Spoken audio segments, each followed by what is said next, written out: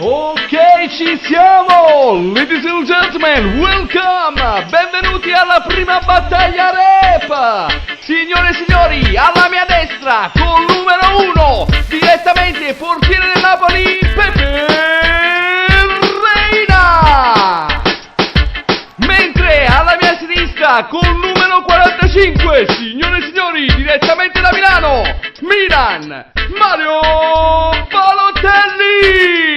Uè Marti, tutto a posto, come stai? Da che sembra nera, che passata non hai? Stai sempre arrugginita, non fai mancare un gol, ma stammi a sentire a me, mettete un po' che svidolla. Si brutto come la morte e tiene il cosci storta, e quando fai un tiro non agarra mai sta porta. Te ne si scisa poco rispetto all'anno scorso, non era meglio che te stiva a mangiare, stavo corso.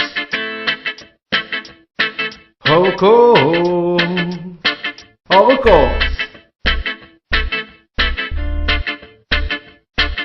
Stai zitto tu terrone, che costo pelatone, ti prendo a calci in testa come fossi un pallone, così ti rispedisco di nuovo in Inghilterra, oppure ti cancello dalla faccia della terra. Tu c'hai un ginocchio in testa, io invece c'ho la cresta, tu sei senza capelli, io sono Balotelli. Balotelli.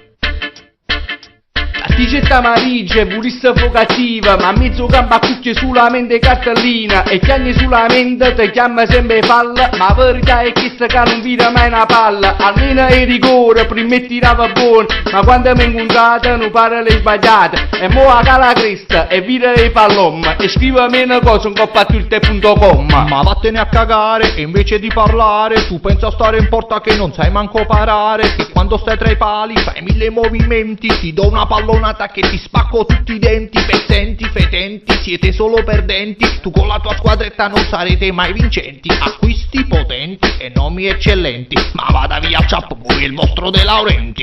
Uè Maretti, senti a me, pigliacciate, scusano tutto quando che tu si non scurnacchiate, t'ha fatte corna fanni, t'ha fatte corna fico, ma pigliate un aereo e tornate in Mozambico, scazzone, scellone, insieme a Berlusconi, ma io te vendo un coppa già vendo Romolone, casito tutto fracitone, rinda sto Milan, e se non state accorti io in Serie B chi stanno. Ok,